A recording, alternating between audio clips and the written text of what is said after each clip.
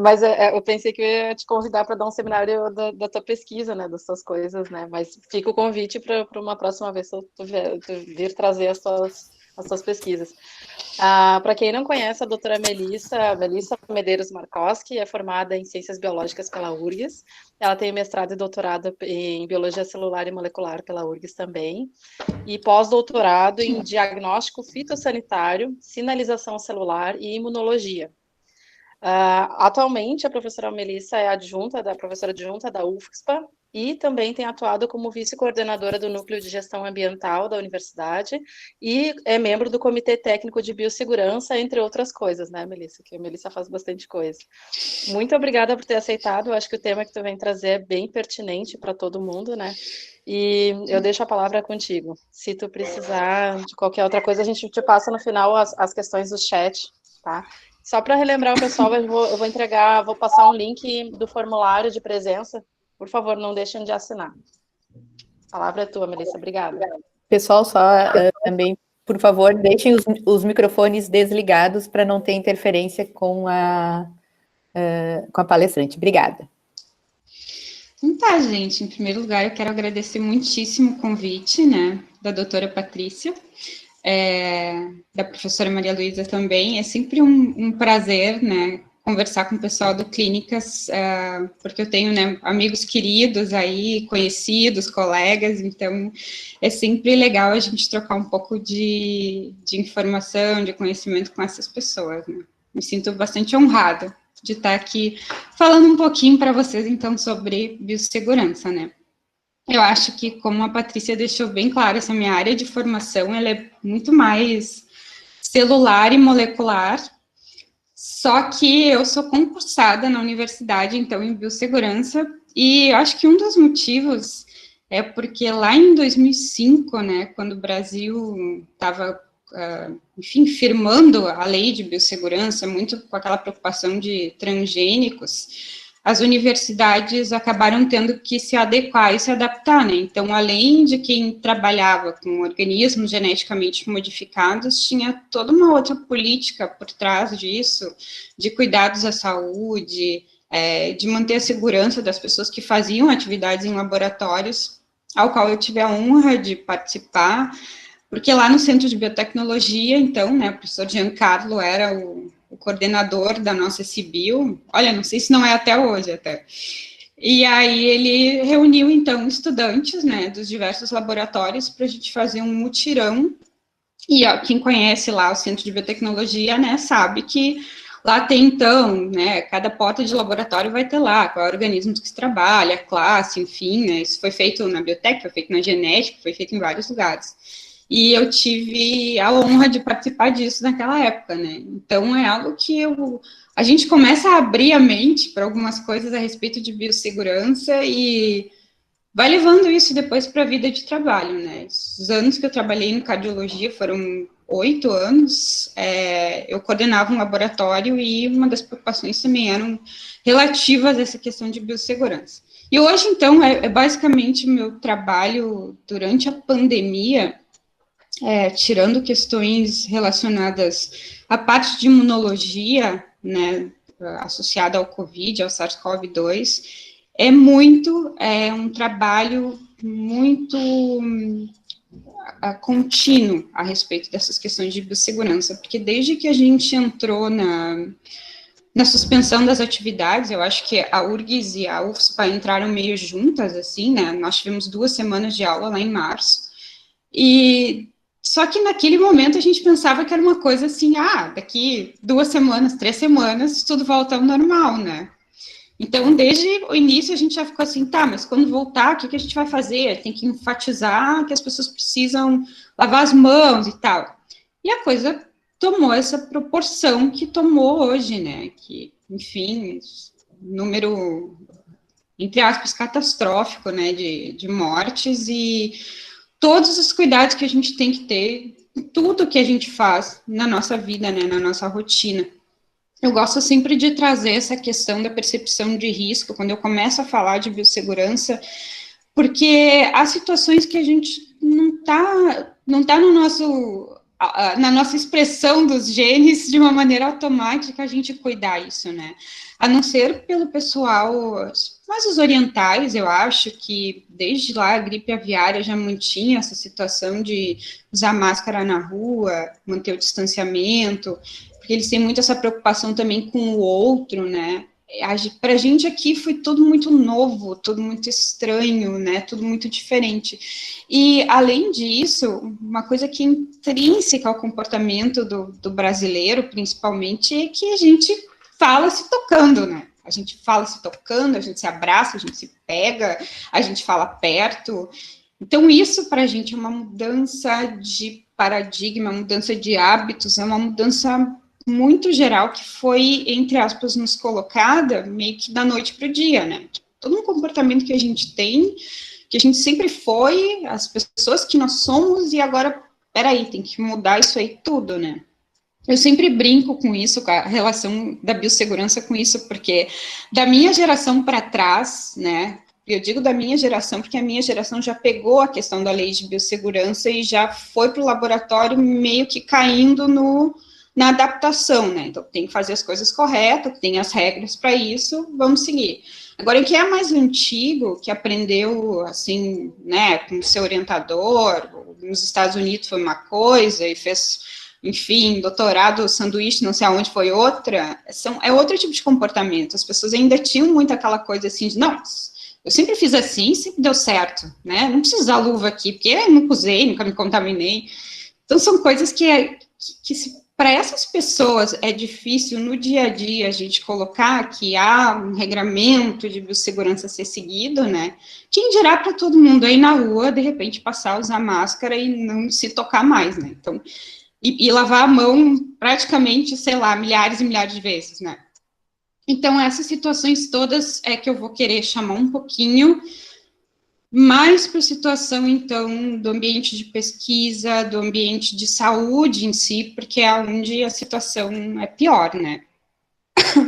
Então, né, não vou entrar aqui no mérito da doença, né, não vou abordar aspectos aqui biológicos, nem nada disso, a não ser naquilo que faça relação, então, com biossegurança, mas a doença, então, ela é causada por um vírus, e um vírus que até o momento a gente não tem um tratamento eficiente, não tem vacina, e o que a gente tem e que pode nos ajudar são os esquemas de prevenção, né? Então, isso é o que eu vou falar um pouquinho melhor. E a grande preocupação é justamente porque se a gente não consegue manter o vírus longe, a gente acaba, então, vindo para esse problema de que a gente não sabe se a gente vai precisar de hospitalização ou não, né? Primeiro se pensou que somente as pessoas de grupo de risco aqui iam para hospitais, e cada vez mais a gente tem visto que não é assim, né? Tá aí meu amigo Fábio Klant, que não me deixa mentir, tem a minha idade e pegou lá no início, foi hospitalizado, né? E assim várias outras pessoas. Então, ninguém quer jogar uma moeda para cima para saber se vai precisar de hospital ou não. Então, com isso, cada vez mais a gente tem que pensar que basta ter uma pessoa contaminada perto da gente para a gente se contaminar também, né? Isso é uma coisa que eu discuto bastante, assim, né, com meus colegas do comitê, tipo, a gente faz de tudo para conter, mas aonde surgiu uma situação que a gente faz um afrouxamento de contenção, isso vale para qualquer situação biológica, né? Um organismo biológico, ele tem que estar contido. Se não acontece isso, e ele evade para a sociedade, para a comunidade, a gente vai ter problemas, né? E é o que está acontecendo com o SARS-CoV no mundo inteiro, né? Aqueles locais que faziam a contenção, que conseguiam, né, praticar bem o isolamento, enfim.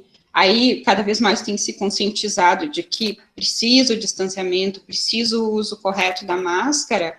Eles conseguem conter, mas aonde entrar pessoas contaminadas naquele meio, o vírus volta a ser transmitido entre as pessoas. Não tiver a pessoa que não teve o coronavírus em si e tiver contato com uma que teve, ela vai ter também, né? Então, essa lógica toda é já o suficiente para nos fazer durante esse tempo que a gente não tem vacina e tratamento, tentar o máximo possível ficar longe dele, tá?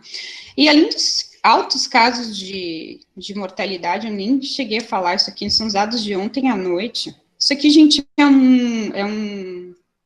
um boletim que tem uma das iniciativas da universidade, né, que é esse Minuto Corona, e quem quiser, né, enfim, tem um número de WhatsApp aqui embaixo, porque vocês recebem toda noite daí essas atualizações aqui, né, tanto do boletim epidemiológico, quanto da situação dos leitos nos diversos hospitais de Porto Alegre. Então, quem tiver interesse, é só colocar né, mandar um oi ali para o número e vocês passam a receber essas informações também, tá? Então, fora essa questão toda dos altos números, né, de infecções aí, mais de 2 milhões e, enfim, estamos quase lá nas 90 mil mortes, né, o problema também são os casos entre os profissionais de saúde, né, que aí vocês pensam assim, poxa, profissionais de saúde são aquelas pessoas que têm treinamento para usar EPI, né, tem tudo ali nos conformes para não se infectar com a doença, mas aí tem os outros problemas, né, às vezes falta EPI em algum lugar, às vezes a pessoa, né, enfim, não teve um treinamento suficiente, visto que entre os profissionais, os técnicos, né, geralmente são os que são mais acometidos, né, pela doença, e isso acaba também causando um afastamento muito grande de pessoas que precisam estar ali na linha de frente, né, que são as que nos ajudam, então, com as pessoas que, de fato, enfim, se contaminam, estão doentes e precisam desse apoio, tá? Isso aqui é um dado não oficial, é um dado de fonte de reportagem, mas só para mostrar que a gente tem também um número expressivo de mortalidade dentre os profissionais de saúde, e pior que isso é que o Brasil é o recordista mundial, sabe? Não é o país com mais casos, ainda é os Estados Unidos, mas entre profissionais de saúde as nossas situações são realmente mais insalubres. Então, é algo que a gente precisa também ter um pouco mais de atenção. E a gente consegue minimizar os problemas, né, se a gente dispõe dos melhores EPIs, ou dos EPIs que são os corretos, se a gente consegue perceber os riscos à nossa volta, se a gente consegue cumprir com as nossas obrigações, com essa observação, essa percepção do que está acontecendo de uma maneira mais aguçada, né. Não é à toa que o homem foi adaptado, né, evoluiu, digamos assim, porque ele era capaz, então, de se modificar de acordo com os ambientes ao qual ele estava ali exposto, né. Como diz Darwin, né, não é o mais forte que sobrevive, nem o mais inteligente, mas que melhor se adapta às mudanças. Então, está mais do que na hora da gente se adaptar a essa mudança com força total, assim, né, porque a gente precisa que as pessoas cada vez mais se concentrem e consigam realizar essas medidas, né, preventivas, para a gente tentar, então, manter o vírus longe. E a gente consegue isso, então, através, além da prevenção, através do uso de boas práticas, que é uma das bases, então, da biossegurança, tá? Uma questão importante, né, porque essa preocupação, então, com esse vírus? Primeiro, porque a gente não sabe onde ele está, né? Quando ele ainda estava lá na China, para a gente era algo muito distante. Nossa, ele está muito longe, não vai chegar aqui e tal. Aí, quando foi para a Itália, a gente já fica, peraí, só um pouquinho, né? E depois, quando entrou no país e que se instalou a transmissão comunitária, que a gente deixa de saber de onde foi, enfim, para onde vem, aí a coisa realmente chega num nível que a gente não tem mais como saber, porque como é um organismo de tamanho ínfimo, a gente não consegue perceber onde ele está. E aí vem aqueles estudos todos, né, começando a explicar onde é que tá, onde é que toca, o que pode, o que não pode, aquela coisa toda, tá? Então eu vou tentar mostrar para vocês alguns que são mais significativos dentro dessa linha que tem a ver, então, com esses cuidados paliativos, com esses cuidados de biossegurança. O primeiro deles é a respeito, então, dos aerossóis, né? Então, como ele é um vírus de via respiratória, ele se propaga, então, pelos aerossóis. Mas não só os nossos aerossóis que são emitidos por cavidade nasal, mas como também pela fala. Eu vou mostrar depois um videozinho para explicar isso melhor para vocês. Mas a questão é que quando fizeram, né, quando se faz análise de locais por onde o vírus está espalhado, né, pessoas ali positivas, enfim, se vê que ele se conserva durante um bom tempo nesses locais, né, nessa parte em suspensão, e que uma parte deles, uma parte do vírus, né, que é o que está presente em grandes gotículas, ele vai cair e se depositar. E vai se depositar onde? Em cima das diferentes superfícies, né? Então, uma coisa é a pessoa espirrar na rua, o vírus cai no chão, né? Se a gente pisa em cima, provavelmente, né, a gente vai trocar o calçado em casa, um problema menos. Se a pessoa espirra, cai em cima de uma mesa e a gente toca, aí essa questão sempre da higienização das mãos. Agora, as menores partículas, as menores gotículas, elas permanecem um tempo no ar por causa do movimento browniano, né? Esse outro efeito da gotícula se depositar é a biobalística. Quando ela fica aquele tempo ali no ar, aí a gente tem a ação do movimento browniano. E estudos mostraram que isso pode durar horas, né? E pode se espalhar por metros. Então, esse é o grande problema, né? E a grande importância de se utilizar máscara, como eu vou mostrar bastante isso para vocês depois, tá? Mas então, o que se sabe bastante é com base no que foi estudado lá para o SARS-CoV-1, né? Lá da SARS, que aconteceu, então, lá em 2012, né? E a partir daí, as pessoas pararam um pouco de se preocupar com essa questão, e agora, com a Covid, isso voltou com tudo. Então, agora estão saindo artigos muito bons, assim, meta-análises muito boas, mostrando, então, essa situação, né, de quanto tempo o vírus fica no ar, por que ele é transmitido, por onde ele entra, enfim, para que a gente consiga, então, fazer isso que eu estou mostrando para vocês, que é a medida de prevenção, tá?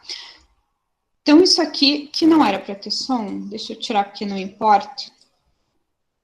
Vocês estão vendo, isso aqui passou, né? Isso aqui é um estudo no japonês que passou na TV lá, para mostrar, então, bem isso que eu estava explicando, ó, da questão das grandes partículas, gotículas, que elas tendem a se depositar. Agora, até na fala de uma pessoa, né? A pessoa está simplesmente conversando, a gente já vê que essas gotículas também são emitidas, né? E essas gotículas também contêm partículas virais. Então, dependendo da entonação que a gente usa para falar, né, as pessoas lá que falam muito alto e se expressam, aí aquela coisa toda, vão certamente liberar, né, se estiverem contaminadas, mais partículas do que as pessoas que falam mais baixinho, falam para dentro, né, como a gente diz. Então, esse é um cuidado também que a máscara ajuda a barrar, né, tanto de quem está falando, para não expelir essas partículas, quanto de uma pessoa contaminada falando próxima a gente, de tentar reter, né? Por isso que a gente diz que a máscara de tecido, que eu vou falar também, apesar de ela não ter ainda estudos clínicos, né, que evidenciem lá a importância, enfim, a importância não, a funcionalidade, a eficácia dela, ainda assim a gente sabe que a barreira física ajuda pelo menos a segurar essas partículas maiores, tá? Mas claro que a trama de algodão ou do tecido que for, ela vai permitir a entrada do vírus, porque isso vai depender de outros fatores, como eu vou mostrar para vocês. Ok, aí saiu também bem no início esse estudo aqui do New England, né, que é aquele que eles avaliaram, então, as partículas, né, se depositando via os aerossóis e via as gotículas se depositando em diferentes superfícies, né, eles foram analisar isso. E o primeiro teste que eles fizeram foi esse, então, de analisar os aerosolizados, né, então eles colocavam lá num tambor rotativo, numa temperatura controlada, temperatura e umidade controladas, e eles foram analisar depois de um certo tempo, onde eles ainda conseguiam encontrar partículas virais viáveis. Então, eles viram que até 180 minutos depois dessa aerosolização, eles conseguiam ter as partículas tanto do SARS-CoV-2 quanto do SARS-CoV-1, eles foram fazendo um experimento comparativo, eles conseguiam ver, então, as partículas virais viáveis depois desse tempo. E aí eles fizeram aquela parte do estudo, que eu acho que isso aqui veio bastante, né, para as mídias, as pessoas tiveram bastante acesso a isso, que era com relação às superfícies, né? Então, se vocês observarem aqui, a linha pontilhada é a linha de corte, e a gente vê, por exemplo, aqui, ó, que para o plástico, né, o SARS-CoV-1 e tanto o SARS-CoV-1 quanto o 2, até lá, 72 horas, eles ainda conseguiram encontrar partículas viáveis, tá? O papel, menos tempo, né, ali 24 horas. Alguns metais, como aço e cobre, também 24, 48, até 72 horas, ainda conseguia se ver o SARS-CoV-2, né, partículas do SARS-CoV-2. Então, isso também serviu de base para a gente saber que uma bancada de trabalho, ela também está sujeita, ela é uma potencial via de contaminação, se a gente estiver dentro do nosso ambiente de trabalho, uma pessoa contaminada, né? Essa pessoa, se ela estiver lá, e porventura a máscara dela não estiver vedando suficientemente bem, ou se ela tira a máscara por algum motivo, né, e ela espirra, ou ela fala, ou enfim, ela pode liberar essas gotículas que vão se depositar. E tá aqui uma das situações que eu já falo de antemão, assim, mas que a higienização de bancadas, equipamentos de uso comum, enfim, tudo aquilo que a gente sabe que várias pessoas estão tocando teclado de computador, elas têm que ser constantemente higienizadas, né? Se for um local de rotação de pessoas, onde entra um grupo num horário, entram pessoas num horário, depois entram pessoas em outro horário, e vão utilizar, por exemplo, equipamentos de uso comum, é muito importante que o laboratório tenha uma rotina, né, tipo um caderno de anotações, né, quem é que teve ali, a Mel teve ali, aí depois a Patrícia chegou ali, viu, olha, então tá, a Mel usou de tal hora, tal equipamento, porque se acontecer qualquer coisa, a gente consegue também rastrear fontes, né, ó, apareceu uma pessoa contaminada no dia X, quem é que estava nesse dia? Ah, estava a Patrícia, a Melissa, não sei quem mais, né, então preciso avisar para as pessoas irem lá fazer um exame, enfim. Então, esse controle da onde a gente, né, para quem precisa fazer atividades de pesquisa, enquanto a gente está vivendo esse momento, é importante cada vez mais que a gente tenha sempre o controle dessas situações. E aí, né, quando a gente consegue perceber, ter as boas percepções, né, do que tem à nossa volta, a gente consegue também fazer a redução de risco, tá?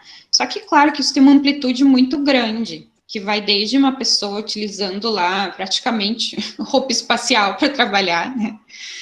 Não é necessário, vou mostrar depois para vocês porque até aquelas pessoas que não estão fazendo uso adequado de, digamos, insumos para a sua proteção, mas, por vezes, acham que estão fazendo certo, e por outras vezes, tipo assim, estou usando só porque sou obrigado, né, o que também é errado.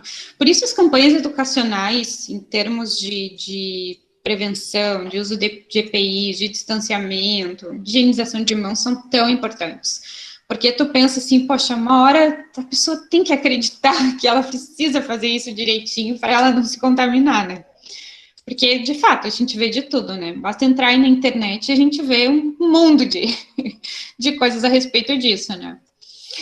Outra situação importante são, assim, ó, nas áreas de saúde, pessoas que circulam, né? Então, vocês que trabalham num centro de pesquisa que é dentro de um hospital sabem bem do que eu tô falando, né? Tipo, o cara tá trabalhando ali, enfim, no centro de pesquisa experimental, ele tem que ir num laboratório de hematologia para pegar alguma amostra, ele vai ver um paciente não sei aonde, e então a pessoa, né, vai circulando e fica exposto, então, não só ao ambiente controlado do laboratório dele, mas a várias outras situações, né? Então, esse é o problema. Tipo, tá, e se eu sair para pegar amostra, sei lá, no quinto andar, e, porventura, eu me aproximei de uma pessoa contaminada, que era sintomática, eu posso estar contaminado, eu voltei para trabalhar com o meu grupo de trabalho lá, sem saber que eu estou levando o vírus, né? Então, no momento que a gente consegue ligar o nosso senso de percepção, entender que a gente não pode ficar tocando em corrimão, que se eu tocar num elevador eu tenho que higienizar as minhas mãos, né, em seguida, que, né, enfim, se a gente tem esse senso mais aguçado, a gente ajuda a cuidar o que a gente está fazendo, dentro daquilo que é controlável, né, porque, obviamente, como eu disse para vocês, pode chegar a situação que vocês passaram por um local com alta produção de partículas, porque passou por ali uma pessoa com uma alta carga viral, contaminada, espirrou bastante, tossiu, falou, etc., passa pela máscara, se não está usando uma máscara adequadamente, e vocês se contaminam sem saber, né? Por isso, gente, é muito importante, assim, isso a gente fala bastante na universidade, né? Parte desses slides aqui que eu estou mostrando para vocês fazem parte de um treinamento que a gente está fazendo lá para os nossos professores e alunos que precisam retornar para suas pesquisas, porque lá está tudo suspenso, né? Que precisam retornar para suas pesquisas de modo emergencial. Então, se essas pessoas têm que fazer ali, desculpa, um trabalho emergencial e ela precisa voltar, ela tem que ter essa noção de que tudo que ela fizer vai impactar no entorno dela, né? Então, esses slides aqui, eles mostram também um pouquinho disso para as pessoas, às vezes, se ligarem, porque acaba tendo situações tipo, mas eu não pensei nisso. Não pensei que se eu fizesse tal coisa, eu iria me contaminar, né? Então, enfim, sempre é importante a gente observar isso. E aí, nisso, né, se espelha a biossegurança. Então, por esse conceito aqui, que é o conceito da Fiocruz, que a Fiocruz utiliza bastante, né, biossegurança é um conjunto de ações voltadas para prevenção, minimização e eliminação de riscos inerentes às atividades de pesquisa, produção, ensino, desenvolvimento tecnológico, prestação de serviços visando a saúde do homem e dos animais, preservação do meio ambiente e qualidade dos resultados. Então, como vocês podem ver, a biossegurança ela vai envolver tudo isso, né? Não só a segurança à nossa saúde como pesquisador, mas ao nosso entorno, que é isso que eu venho falando para vocês, e também ao meio ambiente, né? A gente pensando que o que a gente sai dali, a gente vai sair, se eu estou trocando lá 5 máscaras por dia, essa máscara vai produzir resíduo, o que vai ser feito com esse resíduo? Então, é uma preocupação que a gente tem que ter com uma maneira bem global até, né? Quem orienta, fiscaliza, faz grande parte das normatizações de biossegurança é o CTN-Bio, mas aqui muito mais no que diz respeito aos organismos geneticamente modificados, tá? As questões de biossegurança na saúde, elas vão daí ter outras esferas, também outras áreas envolvidas, Ministério da Saúde, Ministério do Trabalho e Emprego, como é o caso, então, da normatização com relação aos riscos ambientais. Tá? Não vou aqui nem mencionar os outros riscos, mas vocês sabem que são 5, né? Físicos, químicos, biológicos, ergonômicos e de acidentes. Eu vou me ater aqui, então, sobre os riscos biológicos, porque é onde a gente tem, então, aqui a situação do SARS-CoV-2, tá? Então, eu preciso dizer para vocês que o SARS-CoV-2, ele foi classificado com base numa classificação de riscos, onde todos os micro-organismos são classificados, tá? São 4 classes, 1, 2, 3 e 4. E essa classificação, ela vai analisar diferentes situações.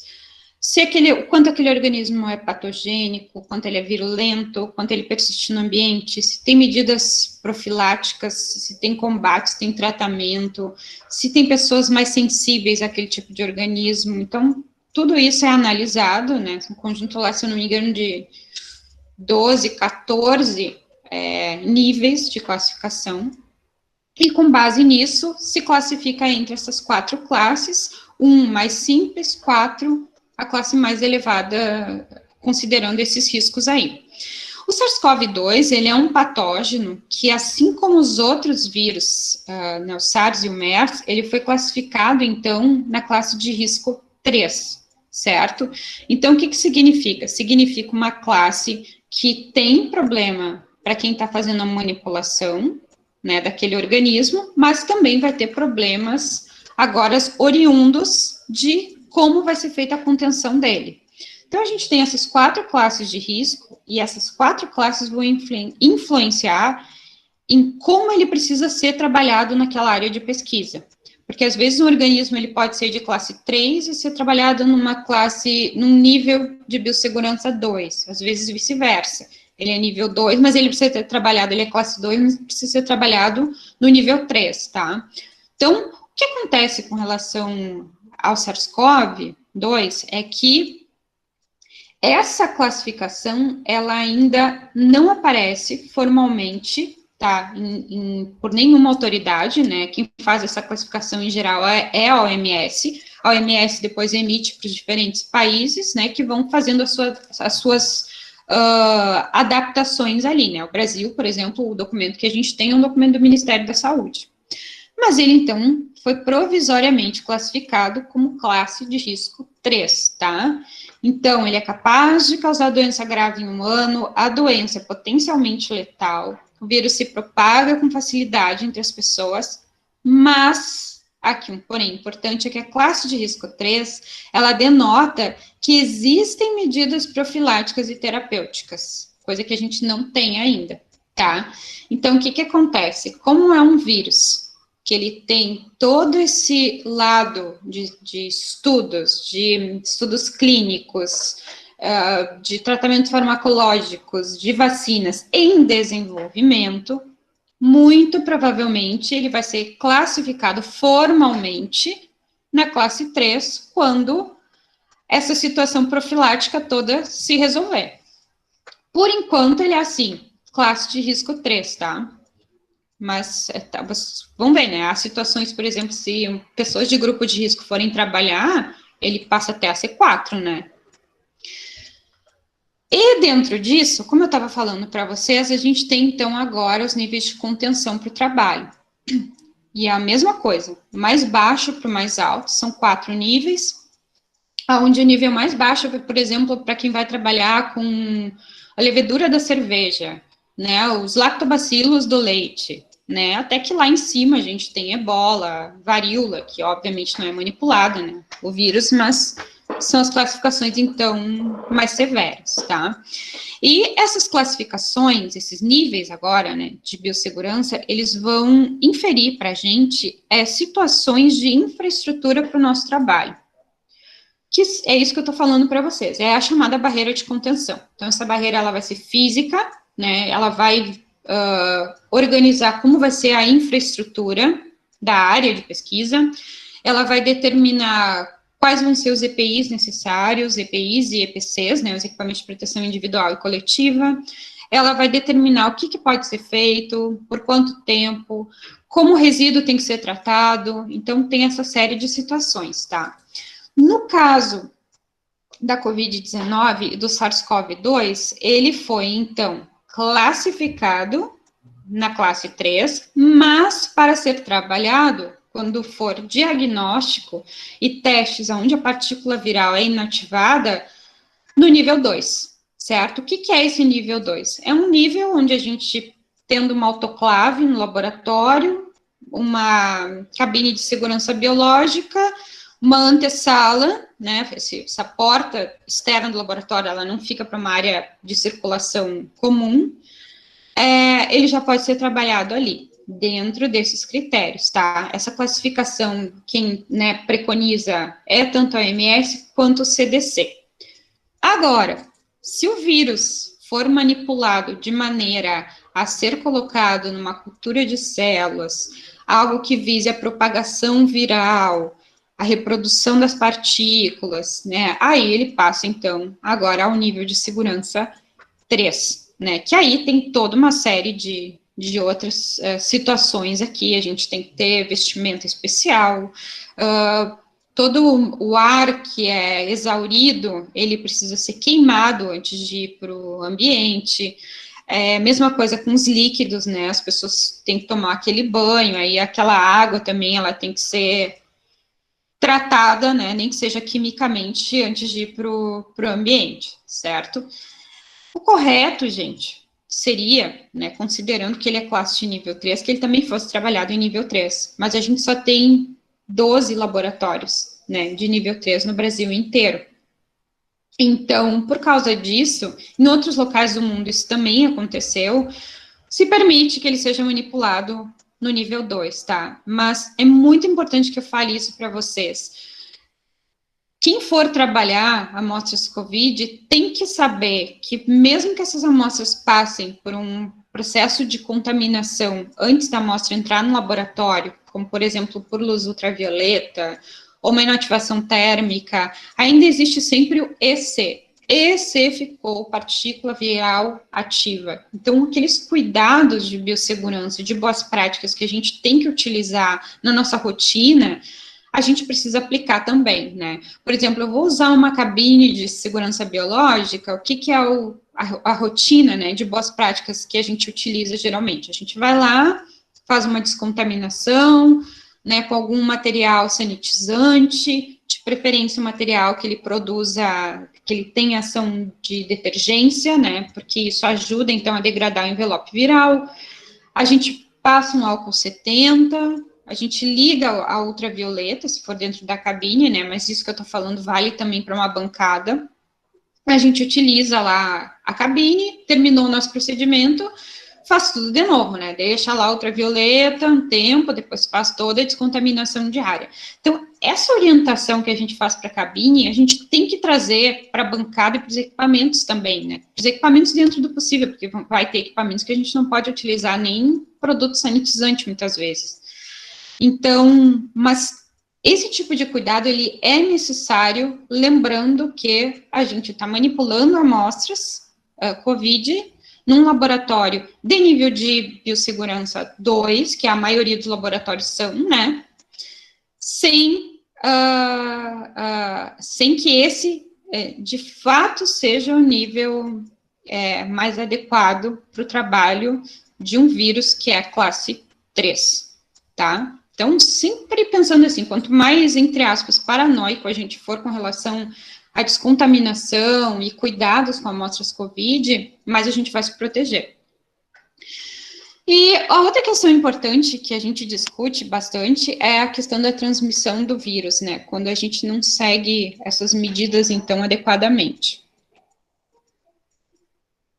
Então, a gente tem aqui que a maioria da transmissão ela é feita por pessoas assintomáticas. Essas pessoas não espirram nem tossem com frequência, né? Por isso que eu mostrei para vocês o vídeo, basta as pessoas estarem falando, né? Se não tiverem de máscara, ou se for uma máscara não colocada adequadamente. E a maioria, né, é feita, então, por aerossóis da fala, por aerossóis, né, pela fala e por contato. É porque a pessoa tocou em algum local.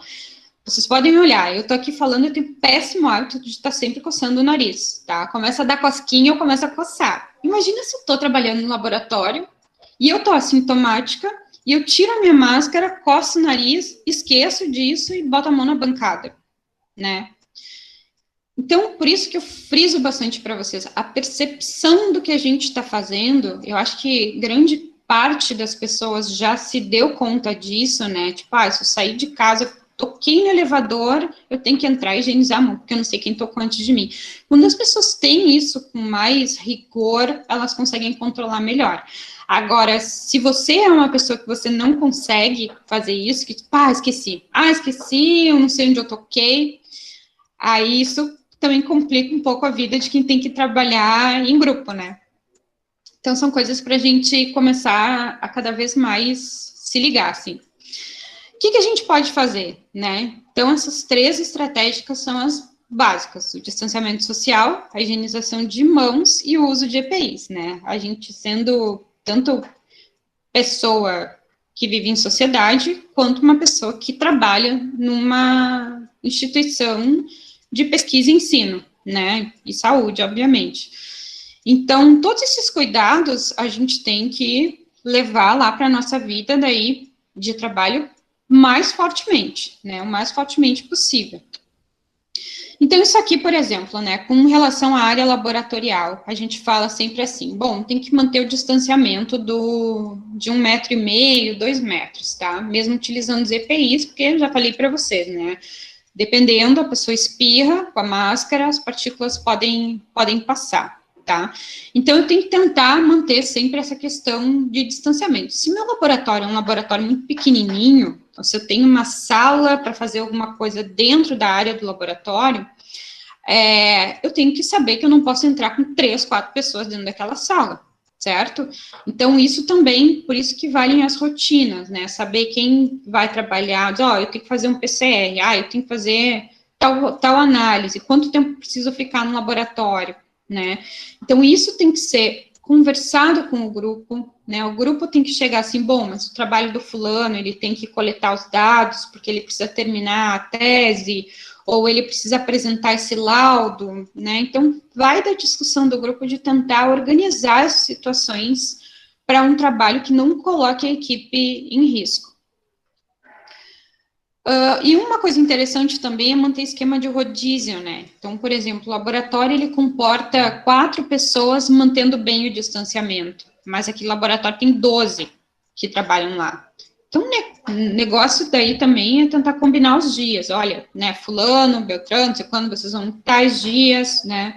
E assim se organizar, porque isso também vai ajudar bastante.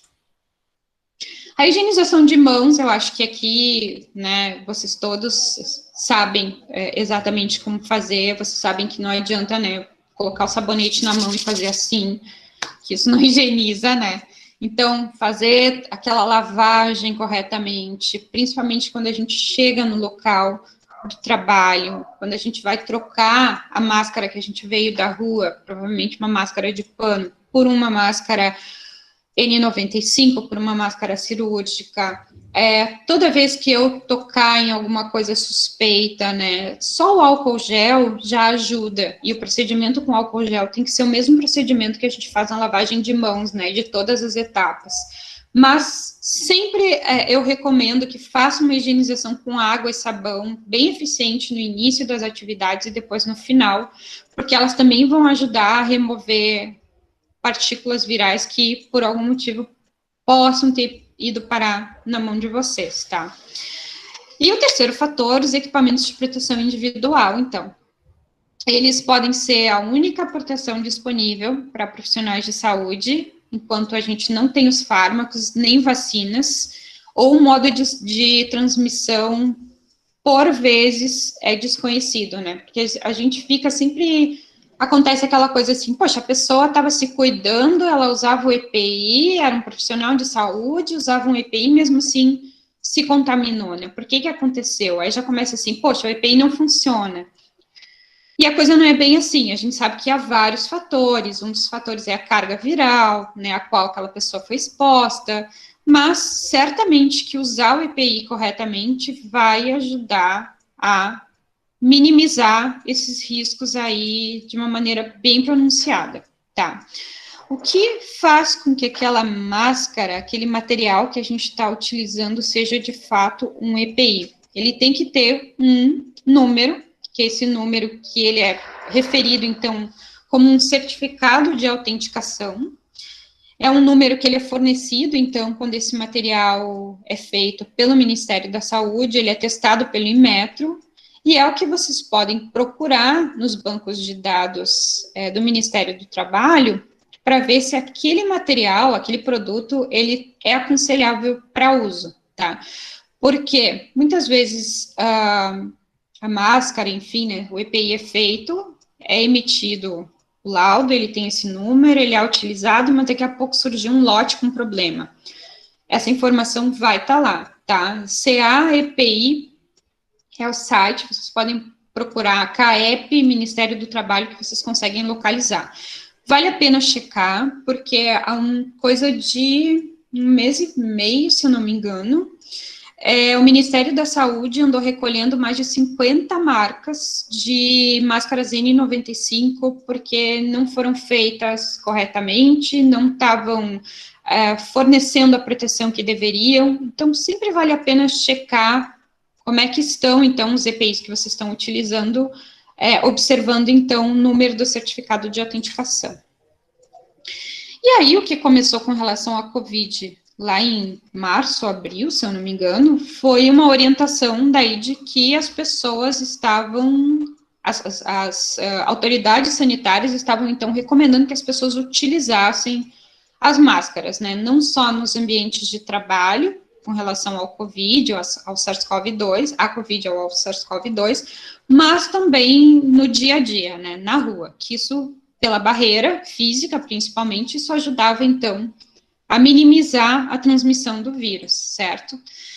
A Anvisa, né, em retorno a isso, fez uma nota técnica, que a última atualização é de 8 de maio, também orientando, né, que profissionais que trabalham em laboratórios, né, manipulando amostras de amostras respiratórias, tinham que, então, seguir os procedimentos de higienização de mãos, do uso da máscara, o avental, que aí, no caso, não é um EPI, é uma vestimenta, luvas e, além disso, um óculos ou protetor facial, né? Não um óculos de grau, o óculos que é o EPI, certo? Além disso, profissionais de saúde, também por essa nota técnica, além de seguir todas essas situações, no caso de amostras COVID, principalmente daquelas de amostras nasotraqueais ou fluido broncoalveolar, precisam utilizar não só a máscara cirúrgica, né, mas a máscara N95, porque é a máscara daí que é mais resistente, então, ao seu uso e também que garante uma boa eficiência contra a entrada do vírus no organismo, tá? Além disso, a proteção de olhos é importante, porque já tem alguns trabalhos aí que relatam, então, contaminação via ocular, e aí se recomenda, então, que se utilize o escudo facial, né, o face shield. Só que, gente, não adianta utilizar o escudo sem máscara, né, tem que utilizar a máscara, que é o respirador, é o que vai impedir que as partículas menores entrem, né, as partículas menores que 0,5, e enquanto que o escudo ele vai fazer esse bloqueio, então, físico para essas gotículas maiores, né, caso a gente esteja em contato com uma pessoa contaminada, principalmente, tá? Sobre as máscaras N95, deixa eu até voltar aqui. Então, é o seguinte, ó, a gente tem tanto a máscara cirúrgica, quanto a máscara N95 como protetivas, em até 95% contra vírus, certo? A gente ainda não tem indícios clínicos com número amostral bastante reflexivo, que a gente tem aqui, então, que a máscara de tecido, ela é protetiva também. Há muitos testes feitos mecânicos, né, com os tecidos, mostrando que eles podem proteger, mas o teste mesmo de pessoas que utilizaram e diminuiu a contaminação em X% ainda é com muito pouco tamanho amostral, tá? Então, para profissional de saúde, vamos ficar na N95 ou na máscara cirúrgica. Quando usar uma, quando usar outra? A amostra COVID vai para uma área que sabe que aquela área tem pessoas contaminadas, N95, tá? Vai para um local, para o seu laboratório trabalhar, um laboratório que não tem risco biológico, um laboratório que, enfim, né, não tem como a pessoa ter pessoas contaminadas ali, se há como se ter isso em segurança, pode utilizar, então, a máscara cirúrgica. Mas, como professora de biossegurança, não recomendo o uso da máscara de pano no ambiente de pesquisa, tá? Porque é uma máscara que ela não tem teste suficiente para nos garantir a proteção. E por que é tão problemático o uso da máscara, né? Por que fora essa questão que eu falei para vocês lá no início, assim, poxa, a gente não estava acostumado a usar máscara e de repente tem que usar máscara, né? O que é tão complicado de as pessoas aceitarem e usarem adequadamente a máscara, né? Isso em todo e qualquer lugar. Enfim, né, tem várias explicações aí para isso. Tem vários pseudo-estudos, né, mostrando que a máscara vai, enfim, causar um problema de acidez. Gente, assim, ó, olhem sempre quando vocês verem esse tipo de notícia, o impacto da revista. Eu acho que é uma boa maneira de já a gente ter uma noção se aquele estudo, né, ele é bem correto, foi bem feito, usava método científico de outras coisas, tá?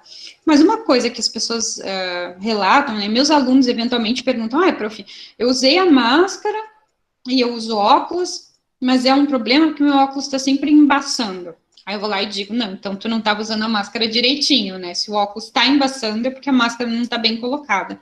A máscara tem que ficar muito bem ajustada, tanto sobre o nariz, quanto nas laterais do rosto, quanto aqui embaixo do queixo.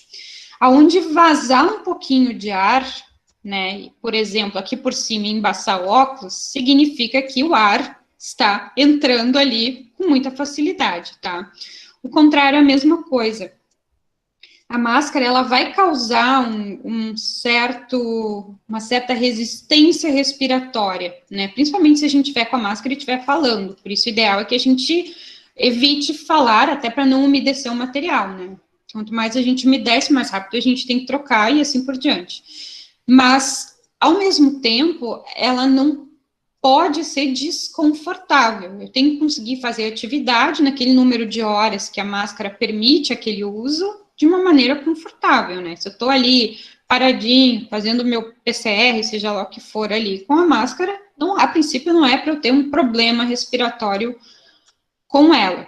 Claro, isso a gente falando então em profissionais, né, em estudantes, em pessoas que vão para um laboratório fazer um procedimento e tal, né? É muito diferente da vida de um profissional de saúde, que de fato precisa estar com a máscara várias e várias horas seguidas. Vocês já viram, né, pessoas tanto com lesões na pele, quanto com dermatites, aí tem mais toda uma série de problemas com relação a isso, né? Bom, quando começou a se discutir também a questão da máscara N95, né, para o uso, se ela era adequada para se utilizar contra o SARS-CoV-2, se baseou muito também nos trabalhos que já existiam para a influenza, tá?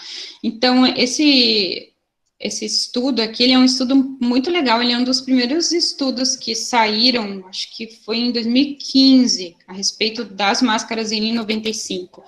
E no caso do influenza, ela não tem, a N95 não tinha grandes diferenças, tinha uma tendência só de aumento, mas isso não chegou a ser significativo em relação às máscaras cirúrgicas. Eu estou trazendo isso aqui para mostrar para vocês que, pelo menos com relação à gripe, a máscara cirúrgica é bastante eficiente, tá?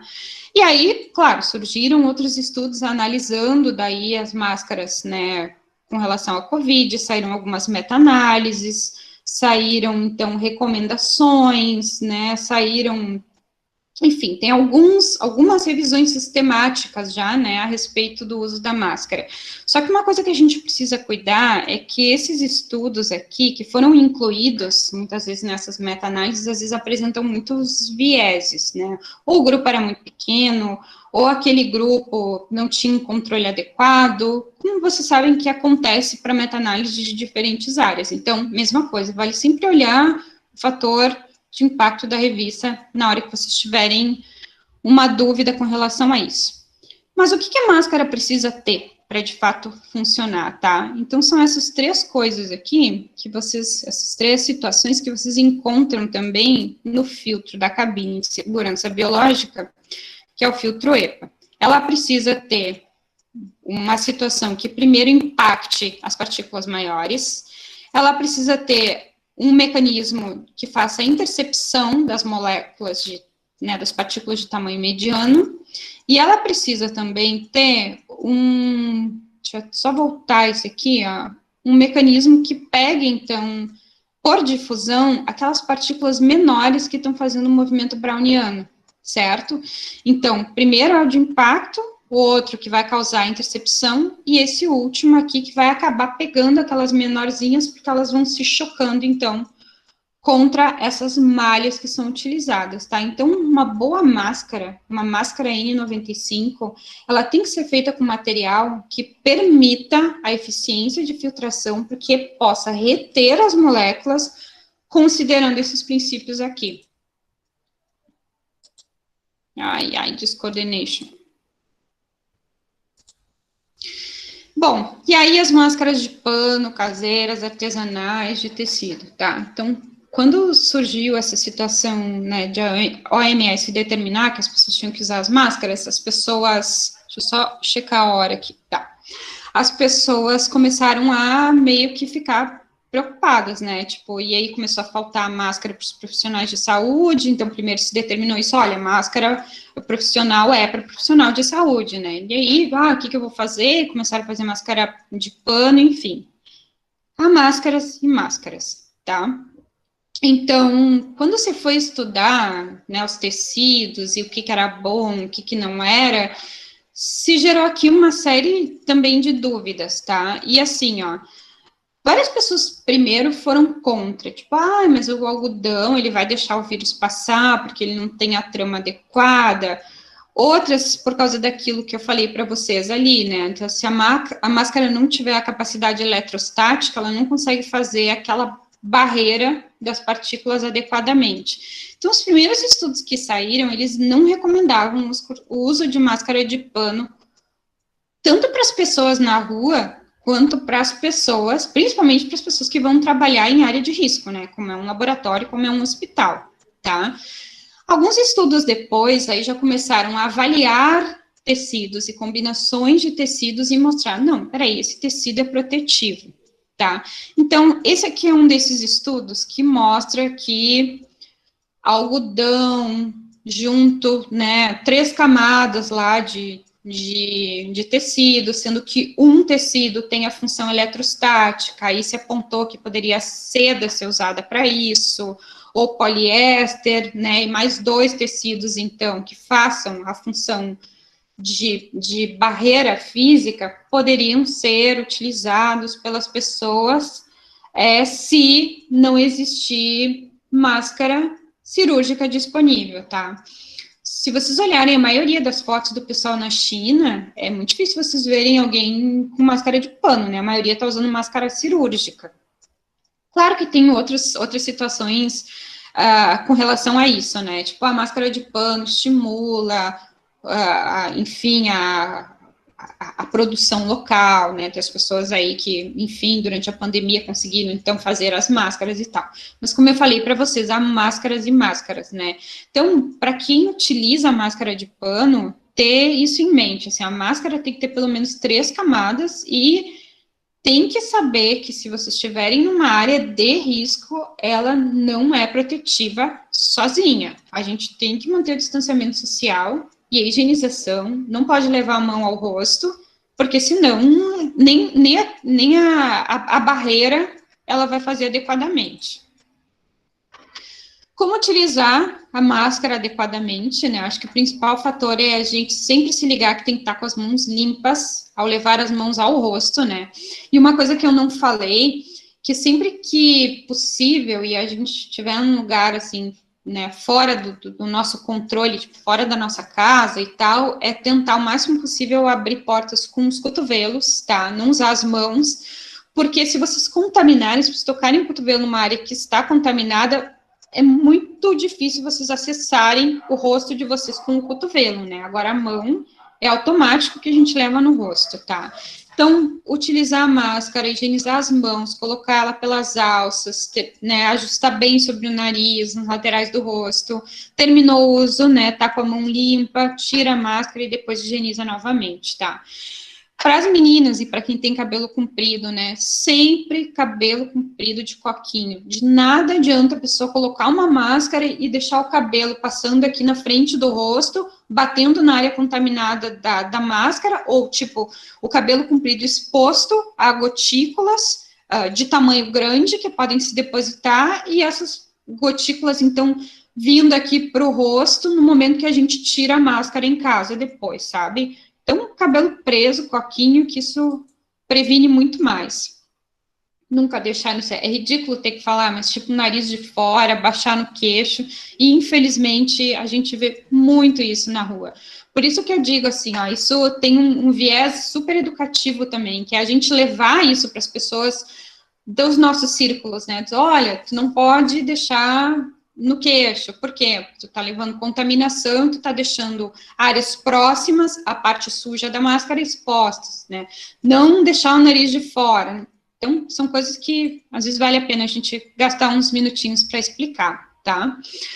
Gente, trabalhar com biossegurança não é necessário Não é necessariamente que a gente precise estar lá vestido como um astronauta indo para a NASA ou com um escafandro para fazer mergulho de profundidade, tá?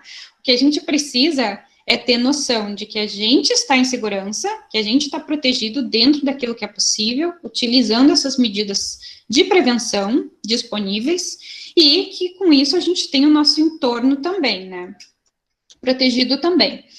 Muito cuidado também com a questão de paramentação, né? Tipo assim, cheguei lá para trabalhar no laboratório, fiz higienização, eu botei avental, eu botei a máscara, botei óculos, botei luva, fui trabalhar. Preciso ir no banheiro, né?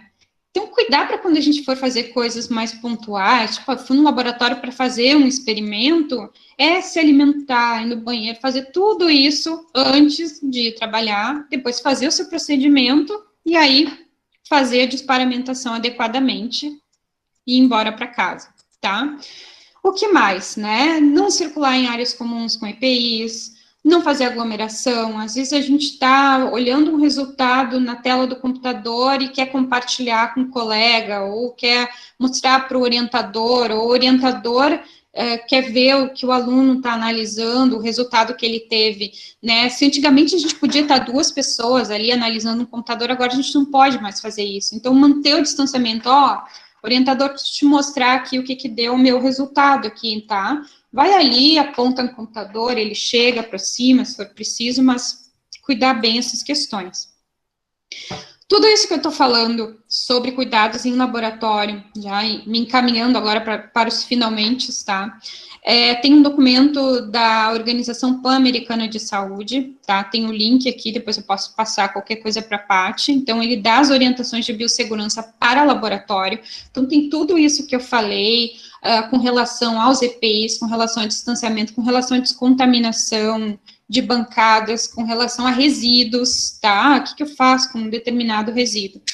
E só para mostrar que lá na universidade, né, a gente tem, então, um grupo de trabalho, que é o Comitê Técnico de Biossegurança, a nossa pró-reitoria de pós-graduação e pesquisa e o Comitê de Enfrentamento à Covid, e então a gente elaborou, desde início de abril, né, uma série de documentos e formulários e treinamentos para que aqueles pesquisadores que precisem fazer atividade em laboratório possam fazer isso com segurança. Então, a gente instituiu uma autodeclaração de saúde, que a pessoa fala também se ela é grupo de risco ou não é. Tem os formulários para os pesquisadores irem para o laboratório com um resumo dos seus POPs. Eu vou trabalhar com uma amostra XYZ, são tais técnicas, o que eu vou fazer com os meus resíduos, né? Que é para a gente também possa ajudar a controlar, né? E auxiliar as pessoas nessa percepção de risco. Desde, a gente tem protocolos lá, por exemplo, desde como as amostras podem ser descontaminadas, o que fazer com amostras que vão para diagnóstico, como os resíduos têm que ser retirados do laboratório, identificados para serem retirados, os nossos cuidados também com questão aos ambientes de uso comum, né, os nossos laboratórios multiusuários, né. No caso de vocês, eu acho que no Clínicas, os laboratórios, mesmo que, né, de determinados pesquisadores, eles quase são laboratórios multiusuários, porque eu sei que tem bastante circulação de pessoas, então a regra acaba sendo a mesma, né. Ter noção de que quando vocês estão utilizando um equipamento, vocês têm que pensar na segurança de vocês, saber se ele pode ser tocado, e na segurança do próximo, tá? Tipo, eu vou tocar ali só de luva, tá? E onde é que tu andou com a tua luva, né? Então, tudo isso a gente tem que realmente se atentar. A gente tem todo um fluxo também para quando as pessoas estão sintomáticas ou pessoas que estiveram em contato com pessoas sintomáticas ou pessoas que relataram, olha, estive com tal pessoa, ela era sintomática, mas ela desenvolveu Covid, então tem todo um fluxo na universidade, né, para a gente poder fazer, enfim, os procedimentos. E para terminar, eu trouxe uma mensagem da nossa reitora, porque eu tenho que falar, né, da minha reitora, porque ela, sério, ela pega muito junto, assim, tanto com os professores quanto com os alunos, assim, ela está fazendo um trabalho muito legal com relação a dar esse suporte todo para todo mundo, né. E ela publicou, né, nas mídias sociais, e a gente pediu até licença para ela para utilizar isso que a gente colocou de citação num livro que a gente está finalizando agora, já vou falar dele para vocês, sobre a pesquisa, né, nos tempos da Covid, biossegurança na pesquisa nos tempos da Covid. Então, ele escreveu o seguinte: se alguém tiver muita certeza sobre esse vírus, desconfie. Principalmente se for uma pessoa que tem as mesmas certezas desde o início, e não mudou nem um pouco, mesmo quando as certezas foram desafiadas pelos fatos. Prefiro uma pessoa que mude de ideia, porque é sinal de inteligência e bom senso, e mudando de ideia quando o conhecimento vai melhorando e novas evidências surgem. Pensando bem, não é só sobre o vírus, é sobre a vida. Então, essa mensagem nos traz, né, esse desafio, que é o como me manter seguro e como manter o meu grupo de trabalho seguro. E aí, para terminar, gente, todas essas informações que eu passei, elas vão fazer parte, né, de um e-book que a gente está lançando, eu acredito que na próxima semana. Então, quem tiver interesse, depois eu posso mandar o link para a parte. Ele vai sair pela editora da UFSPA, mas ele é gratuito, vocês podem baixar, ele, enfim, né? E ele vai ter todas essas orientações, ele dá um panorama a respeito da Covid e do SARS-CoV, depois todas essas situações de biossegurança, bem mais aprofundadas, né, que aqui eu tenho que passar meio que a pinceladas para vocês, e o final ele traz um pouco disso que eu falei para vocês, que é mais aplicável à nossa universidade, mas que com certeza também pode servir de modelo para outras universidades, para grupos de pesquisa, né, e que ajudam, então, as pessoas a tentar manter essa situação de percepção de risco e de cuidado preventivo cada vez mais ativo, tá? Então, mensagem final, desculpem, é isso, né? Usar os EPIs adequadamente, manter o distanciamento, fazer a higienização de mãos e, sempre que possível, ficar em casa. Na medida do possível, fiquem em casa, tá? Muito obrigada aí pela atenção. Desculpem que eu acho que me passei no tempo. Eu começo a falar e vou longe. Mel, muito obrigada pela tua apresentação. Tem vários comentários aqui de agradecimento e te parabenizando, porque realmente o tema é muito interessante. Eu vou te passar uma pergunta que é da professora Joísa, e eu já vou emendar uma minha. Ela pergunta aqui, que ela não perdeu essa parte. Qual o risco das recomendações para manipular sangue? Parece que a carga viral é muito baixa e o uso de cabine de segurança não está recomendado. Isso é o correto?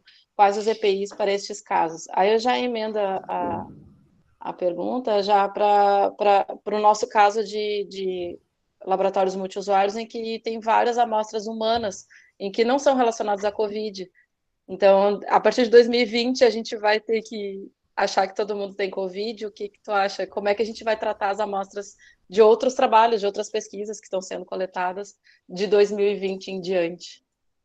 O que a gente fez lá, tá? Porque a gente tinha uma situação assim, onde laboratórios multiusuários, que além, enfim, de pesquisas com amostra normal, às vezes nem amostra biológica, também iam passar por amostras COVID, tá? O que a gente fez, que a gente solicitou para esses laboratórios, eram que estabelecessem turnos diferenciais. Então, por exemplo, pessoas que fossem trabalhar amostras COVID, que isso fosse possível, né, se fosse possível, que fossem feitos em um determinado turno e pulasse pelo menos um dia para outro determinado turno, ou se aquilo fosse levar um dia inteiro, que fosse um dia e que depois pulasse dias e tal. Justamente pensando nisso, porque se um equipamento, porventura, não ficasse bem higienizado, tu ainda ia ter esse tempo, essa janela, então, onde a carga viral, ela ia, né, ir caindo, sem contaminar aquelas pessoas ali, né? Ou que o laboratório pudesse, se trabalhou com Covid na segunda-feira, bom, então ele só vai voltar a ter fluxos de pessoas na quarta, na quinta, sabe? Aonde isso é possível, a gente sabe que não é sempre que isso é possível. Então, essa questão de descontaminação daquilo que a pessoa vai utilizar é importante. Tipo, eu vou usar uma centrífuga, eu não sei quem usou antes de mim, então eu descontamino, pelo menos com os materiais que eu tenho à disposição para fazer isso. Se posso usar sanitizante, se posso usar álcool 70, aquilo que eu sei que é eficiente com relação ao Covid. O hipoclorito, né, a 0,1%. Então, onde eu puder utilizar esses produtos, eu uso para fazer descontaminação, faço meu procedimento e uso de novo. Agora, com relação à amostra de sangue, sim, a carga viral ela é muito menor, é até difícil de encontrar quem precisa fazer análise com amostra de sangue, e é o mesmo procedimento, assim, lá a gente não adotou a regra de não utilizar a cabine de segurança biológica, a gente só recomendou que aquela cabine fosse utilizada apenas para aquele tipo de amostra, né? Então, se a pessoa vai trabalhar com amostra de sangue ou amostra até nasofaríngea, que seja COVID, que aquela cabine não seja usada para outras coisas, não vai chegar lá e fazer uma cultura de células, sabe? Que isso seja feito em cabines distintas. Lâmpada, a gente está com um mutirão também na UFSPA de fazer toda a troca de filtro de ar-condicionado, filtro das cabines de segurança, lâmpada germicida, para que se tenha tudo, entre aspas, zerado, né, para fazer o trabalho agora. E se for trabalhar numa bancada, com uma amostra de sangue, utilizando o respirador N95, face shield, a luva e vestimenta, é tranquilo tu trabalhar numa bancada e tu fazer depois a descontaminação. A única coisa que a gente tem que lembrar, se estiver trabalhando com amostras positivas, tanto o sangue quanto a amostra nasofaringeal, é a possibilidade de geração de aerossol. Então, eu não posso ficar agitando tubo, frasco, o local onde eu deposito resíduo, é bom utilizar container com hipoclorito, né, até a 1% para inativar qualquer resíduo que tu vai largar, ponteira, tubinho, essas coisas, para ajudar a neutralizar o máximo possível. Não sei se eu respondi tudo. Ela perguntou quais são os EPIs nesses casos, mas acho que tu respondeu sim. A máscara, a proteção de olhos, né, ou face shield ou um óculos de proteção, e a vestimenta e as luvas. Mel, acho que a gente já passou bastante do tempo, assim, o pessoal já estava, acho que se organiza mais para até 1h30, mas eu te agradeço muito a tua participação aqui, porque eu acho que esclareceu muitas dúvidas para a gente, eu acho que o mundo inteiro está se adaptando, né, a essa nova realidade, e eu acho que eu vou pedir até para o pessoal que, quem quiser pegar os links, me passa que eu vou distribuindo para as pessoas, de repente, ou a gente manda um Isso, e-mail para e todo mundo para quem tiver divulgar. alguma dúvida e precisar de algum suporte, pode mandar e-mail para a gente também, né? Mesmo sendo um CTBio de outra instituição, eu sei que vocês têm um maravilhoso aí, mas se precisarem de alguma coisa que foi falada aqui, queria tal artigo, queria tal orientação, pode mandar e-mail que a gente responde dentro das possibilidades. Muito obrigada, Mel. Espero te ver de novo em outras apresentações com as suas pesquas também. Obrigada a presença de todo Eu mundo. que agradeço. E, à medida do possível, a gente vai disponibilizar as gravações, tá? Então, assim que a gente tiver resolvido as nossas questões ali com a CGTI, a gente vai disponibilizar para vocês. Obrigadão pela presença de todos. Tá, tchau, tchau, gente. Obrigada.